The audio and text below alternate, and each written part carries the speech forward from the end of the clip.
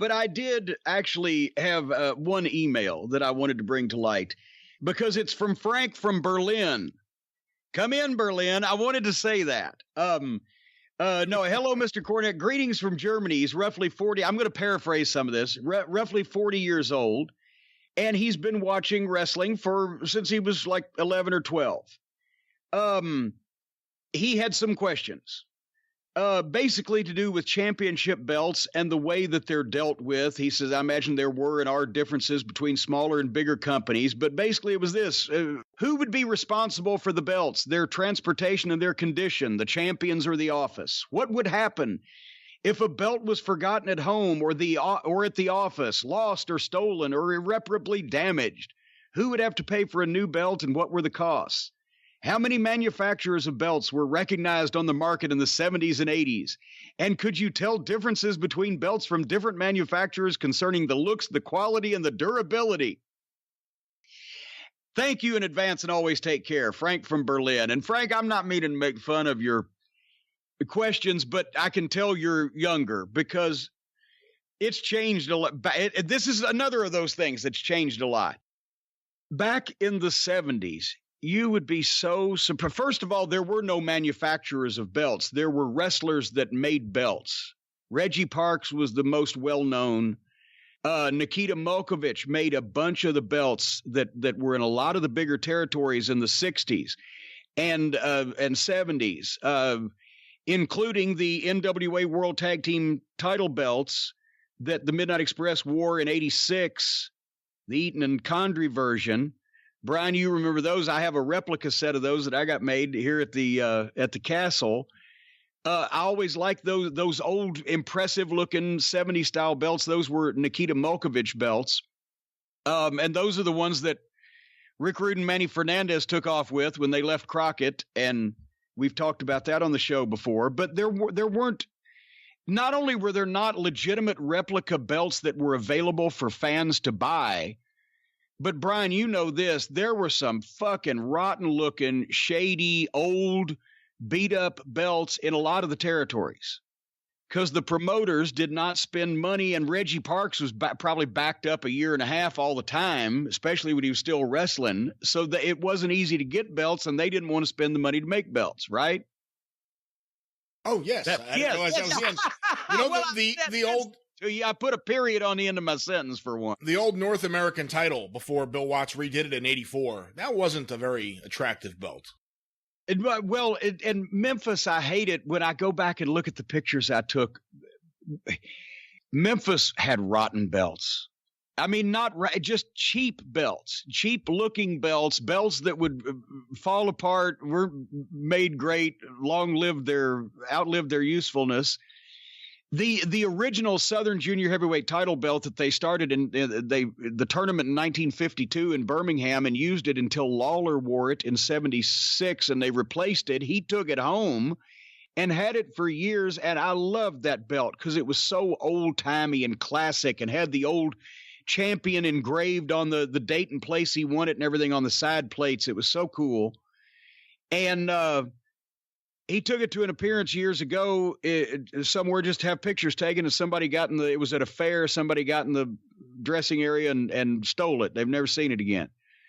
But a lot of the 70s and 80s belts kind of were rotten in Memphis. For a while, the Southern Heavyweight title belt, when the eagle that was on the front of it, the gold eagle fell off of it, they just put a fucking eagle decal on it. And you go back and look at the pictures now with all the belts, and it's like, fuck. But in the major territories, yes, they still had nice looking belts most of the time. And the champion, when he won them, he was responsible for them. That's why promoters sometimes lost belts, because it was the duty of the champion to have the belts in his bag and take them from one place to the other. In the case of, as we all know, the NWA title, you had to pay a deposit to get the belt. Not only to make sure that you were going to do the job at the end, but also that you were going to return the belt. And that's why Ric Flair, for one, never checked the belt. You could count on two things. Ric Flair was going to come on last on the plane first thing in the morning. but dressed in his suit, combing his hair in one hand and with his belt bag in the other hand. That belt never left his sight. And the bond was anywhere between $10,000 and $25,000 in those since the days of Buddy Rogers, depending on the champion and maybe the likelihood that they felt that he might try something shady. In the territories, every belt we won, okay, boom, Midnight Express are the champions. That means we've got the belts. I usually carried them in my bag for the boys, which is why one of my shoulders is lower than the other one. And then when you dropped them, your responsibility was over with. If you lost the fucking belts, chances are you were going to get fired or at least screamed at. And if you were the biggest star in the territory, you'd get screamed at and probably have to fucking pay for it. But if you took off with the belt and just gave no notice, then, you probably weren't going to, even if you did work that territory again, you probably still weren't going to have the belt, so they'd never get it back. But those were the old days. But I mean, in modern times, you would be surprised. The guys in those days, as everything, took it seriously. So except if there was a fucking blow up and a walkout, guys carried the belts, thought a lot about them, took care of them, and turned them back in when they dropped them. As a matter of the U.S. tag belts for Crockett, when they first got those, they weren't painted at all. They were just bright gold and, then had U.S. tag title painted in or whatever. But I took them home and got some red, white, and blue model paint and fucking did all the details in with the shields and the U.S. flag and blah, blah, blah, to make them look better on television. So that was unusual, but I improved them. Most guys put them in their bag with their sweaty towels and used them in angles, and there was blood on them and shit. Remember, Kerry carved his fucking initials on the Domed Globe NWA title belt for the week or whatever he had it. But the guys took it seriously in those days. Now that every fan has a belt that looks better and newer than the actual real territories used in those days, and you can get them so easily everywhere that look legitimate, even the boys don't fucking, and the offices don't pay any, because it's not like it's the belt anymore. Yeah, it's the belt if that's the only one you happen to have, but you can get another one. And he probably got another one to begin with, or these days they do, after, certain people in the modern era, made off with a few belts too. But just fucking TNA, when I did the goddamn deal with Jeff Jarrett brought me back in a couple of years ago to do the Global Force Wrestling name change, right? And that let fire Bruce Pritchard and fire Alberto Del Rio and do all that other shit on TV for that 10 weeks till they all moved to Canada. One of the first thing that I did, was go out and take the belt. And, because Del Rio was no longer the champion, and brought it back and set it where they had all their shit on their table. And they called me after the taping. Where's the belt? I says, it's all with all the rest of your shit. Didn't you even pay attention? Oh, fuck. And another time in TNA, it was in years ago, like 2007, 8-ish. They did the pay-per-view in St. Louis. They actually had to have a stooge in Florida that could get into the soundstage at Universal Studios to go, because they forgot the belt, because the champion wasn't carrying the belt. So the fucking, production people were supposed to bring it. They forgot the belt. They had the stooge go to the soundstage in Orlando, get the belt, rush it over to the airport and buy it a fucking plane ticket. Put it on the goddamn plane, and they had somebody in St. Louis go to and still didn't get there till the pay-per-view had already started, to pick up the belt at the airport in St. Louis from Delta Airlines, under the name Belt/Championship. It's stupid, because it meant more in the old days, because there was only one and you couldn't get another one. And the boys took it seriously anyway if they were the champion in most territories. You always had your jack-offs, obviously, But if you had got to the point where anybody in any recognized territory put a belt on you, as I said before, unless you were mad and fucked on a payoff and walking out, you took care of the belt before you did anything else. Of course, there have been some notable examples. Pedro pawned the WWF title belt at one point after a exciting night in New York City. Isn't that how Tom Burke ended up with it? Yeah, the story goes that Tom Burke was in a consignment shop, a pawn shop in New York City, and they kind of knew that he liked to go through the wrestling magazines and different things they had, and he would purchase things, and they were getting ready to shut down the store to move to Florida, the old couple that owned it. And the man who worked there said, "Oh, we got a wrestling prop that just came in." And Tom, this is the 70s. He's like, "What the hell's a wrestling prop?" And they came out with the actual WWF title belt, and Tom couldn't believe it, and he was negotiating with them to make an offer, and I believe what he says is, the man who owned the store was being a little tough on the negotiations, and finally the woman in the back, his wife, yelled out, "Let him have it! We're selling everything and going to Florida anyway!" And Tom got the belt for a steal, and he had it for a number of years. He also has the Killer Kowalski Grand Prix title from Montreal. Oh my God. Oh, and it was just out, and you mentioned this off the air that somebody bought Bruno's WWF belt, and it wasn't the WWE. How the fuck did this take place? We're not exactly sure. From what I read, it was part of an estate settlement sale, and it was purchased by. This is where it gets a little confusing. There used to be a Wrestling Hall of Fame in Amsterdam, New York, and then it moved to Wichita Falls, Texas, but now there's a new International Wrestling Hall of Fame in upstate New York. I believe they got a grant from the state of New York, and they're trying to get things together. I think if the pandemic hadn't happened, things would have been, going a little faster than they are right now. But from what I understand, one of the organizers purchased the Bruno belt. I don't know how much he paid. I don't know. I mean, I didn't hear anything about a Bruno Sammartino estate sale. I would have been in on that. But the belt is now in the custody of this Hall of Fame. Not the WWE and not any of the notable belt hoarders out there. Well, but I'm astonished on the surface of it, and I'm sure there's more to the story. Maybe Paul Harvey will jump in on this, but it would seem like if it, obviously Bruno kept that belt, so it would have been in his family, and one would think that since they had reconciled at the end, that the family would have contacted, if for nothing else than the best offer, which one would think would come from the WWE. Because that's one of the most important pieces of their history. Yeah. And that's actually, but the publicity I saw on it was incorrect in that they said that they acted as if, or inferred that it was. Actually, I think they outright said it was the belt that Bruno wore from 63 through. No. Did they not say that? No, I'm saying he did not get that belt in 63. Well, that's what I'm fucking about to say, but you're jumping right. Don't you see now, Matthew? You're just jumping all in front of my story here.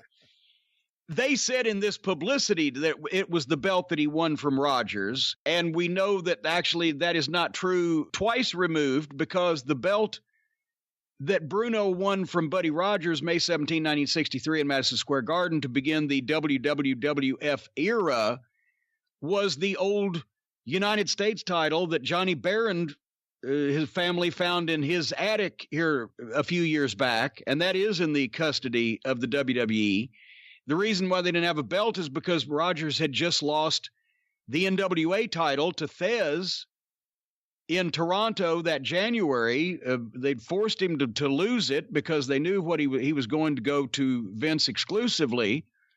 And they didn't have time. Obviously, they didn't have a world championship belt because they had not ever had a world title specifically based in New York. And we just illustrated how hard it is to get them. So Rogers used Barron's belt.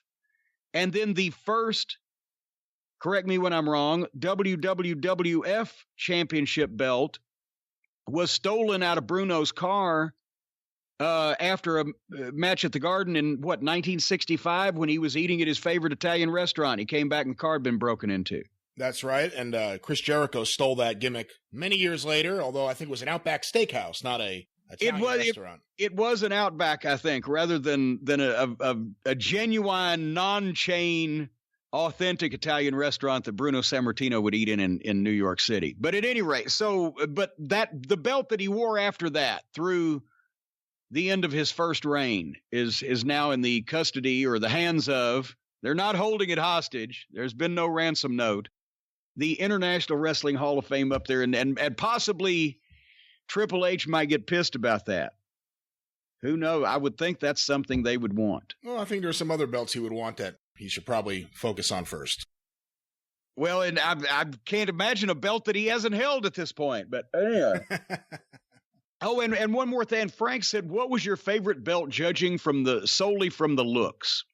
And I've said this before, because of my childhood memories, I did love that old Southern Junior Heavyweight title belt. Nick Goulas had used it in a tournament in Actually, it wasn't even Goulas then in Birmingham. Goulas was still working the Nashville booking office. Ed Wolf still owned Memphis, or Les Wolf. Let me try that again.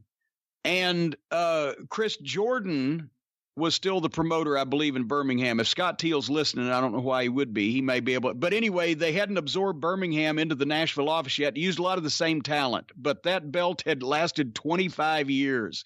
And you see Ray Stevens, when he was 22 years old, pictures of him with this belt. And Herb Welch dominated it. And all these classic pictures of these different. And it was the same one. And it looked nothing like any other wrestling belts that I'd ever seen. Because it was done, and Milliken did a great replica of what it would have looked like brand new, which none of us are alive ever saw. And I just love it to death, and it was just different in every way. But my all-time favorite was the Thez belt from the 40s and 50s, the small one, but with the ring built in. It looks like jewelry.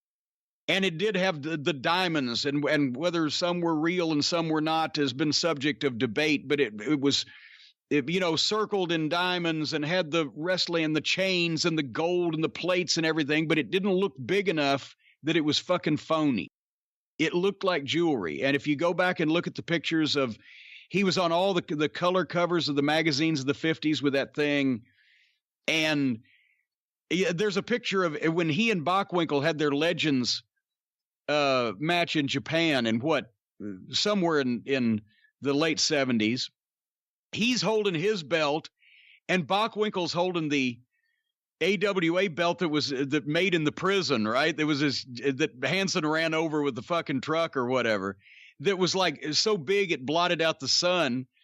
And the picture's classic because I tweeted back. I said, "Imagine which one costs more," because Thez's was made by a jeweler, and all the stones were set and everything, and that's why when Sinclair Broadcasting had bought Ring of Honor, I wanted to bring that design back and make that the Ring of Honor belt because it just looked like something you would have if you had a legitimate championship belt, right? And we checked into it with the folks who know these type of things, and they said, no, it would have cost like $12,000 to replicate it with fake diamonds because you would have had to have everything – all the metal custom done. You'd had to have a jeweler actually set even cubic zirconias or whatever because of the intrinsic nature of the minute, and it has to be in just the right line and everything. So it would have actually cost like 4 or 5 times as much as any championship belt out there today now costs, just because it's unique and looks real. Anyway, but that's my all-time favorite. And my favorite tag team belts are the NWA belts tag belts that Nikita Molkovich made that I have the replicas of. I've got a bunch of stuff in my collection, and I think a lot of collectors have a lot of stuff on Marvin Atomic Mercer. Because he was a guy very similar to Gene Stanley in that it seems that he did tons of his own publicity. Yeah. Mailed out tons of things. But all the things I have, it says Marvin Atomic Mercer, holder of the Ed Strangler Lewis belt. Do you know anything about that? No. Well, as relates to Marvin Mercer, no. I know that there obviously Strangler Lewis had a belt. I don't know why or how Marvin Mercer never beat Strangler Lewis. Could it have been that there was fucking shadiness, or did Lewis, Strangler Lewis was married 5 times, went broke numerous times. He was the highest paid professional athlete in the United States on numerous occasions, but he, drank and gambled. I can see that somebody could have ended up with his belt. But as far as beating him to hold it, that's a different story. Right. But and that was that. You've seen the pictures from the 30s. It was, once again, it was really tinier. They didn't go for huge shit in those days because it wouldn't have been real. It was supposed to be some kind of a valuable, trophy that you won instead of some big goddamn, fucking spinny, sparkly fake thing. Are you surprised boxing has never gone the route of wrestling in terms of their belts? Like, their belts look very similar to the way they've looked for decades now. Well, they don't have like a big wrestling belt. It's boxing have very unique and defined belts. Yeah, and I think that's a lot of that because they've kept it traditional and it can be more legitimate that way rather than the big. Because, now the Triple H sends every sports team or every sports figure that wins something their own championship belt. Yes, it increases awareness of the WWE and the branding and all that stuff. But at the same time, I see fans, like I said, at conventions that have belts that, Sam Muchnick would have dreamed of having a belt that beautiful back in the, they're so plentiful now that it doesn't seem like a big fucking deal anymore. It's not. And I've never seen anybody get so much heat. Actually, in a lot of ways, but George Barnes and Bill Dundee, when they first came to the United States, Bobby Shane had recommended in Australia because they didn't use the local guys over there in top positions. And Barnes and Dundee were an incredible fucking heel team. They were fucking good. They were the best that I'd ever seen at that point in time because they were completely different than the Von Brauners and the interns and, et cetera. But they, so anyway, Shane says, go to Tennessee. Don't work for Nick Goulas, work for Jerry Jarrett. So they got the paperwork and they came in and automatically he had them do this fucking thing where, you fucking Yanks are weak and shit. And they would drag the belts behind them, the old Southern Tag Team title belts that I think they looked like a design that Malkovich may have made something like that also, but they'd been using them for years and years. And they were starting to fall apart anyway at that point. And Barnes and Dundee would come out. They wouldn't wear them. They said they're not going to wear these cheap Yank belts. And they wouldn't put them around their waist. They would drag them by one end behind them as they walked. And when they got to about 10 feet from the ring, they'd just pitch them into the ring over the top rope and leave them laying there in a heap and then stand there over the top of them when they got in the ring. And the people, before the baby faces came out, the people would be trying to climb in the ring. Don't you treat those belts like that, you motherfucker. Just because they made an issue of it. These were the things that all these teams had fought over. And the announcers say, well, I can't believe they're disrespecting the championship belts like that. And they'd put the Americans down and their weak champions and their garbage belts. And that was heat. And now, what the fuck? The only way the fans would get mad if you mistreated the belts is if you snatched theirs. I don't remember who it was. I want to say it was Enzo. But I could possibly be wrong because it didn't make a big impact on me until this moment where I'm trying to remember it. But we saw some video of someone like out in the street with fans being interviewed by like TMZ and they had their belt on.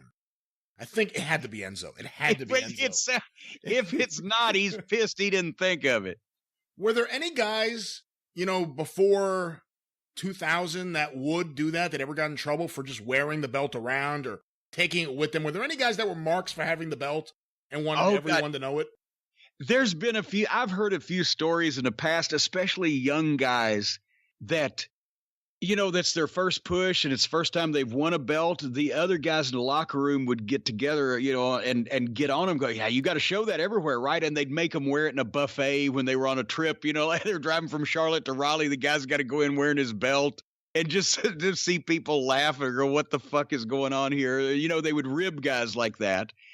And there have been more than one guy though that would go the extra mile to fucking show it off. I think Buddy Landell did that a time or two, in Tennessee, but they'd show up at fucking car lots or whatever. But most of the guys realized, time and place. I mean, they took themselves very seriously, but they didn't have to. But there has also, I would think, probably been, now that I think about it, more occasions of a guy having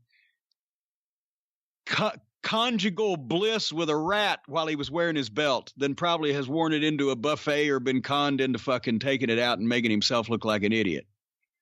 And there have been a few that took it seriously as well, but a lot of the belt has been a prop in a lot of the connubial fucking exploits of a number of wrestlers. I have to think that'd be some of the smaller belts. Some of those other belts may get in the way. The North American title, I mean, Jesus. In some cases, they could be placed in certain positions so as to enhance some photography, candid photography.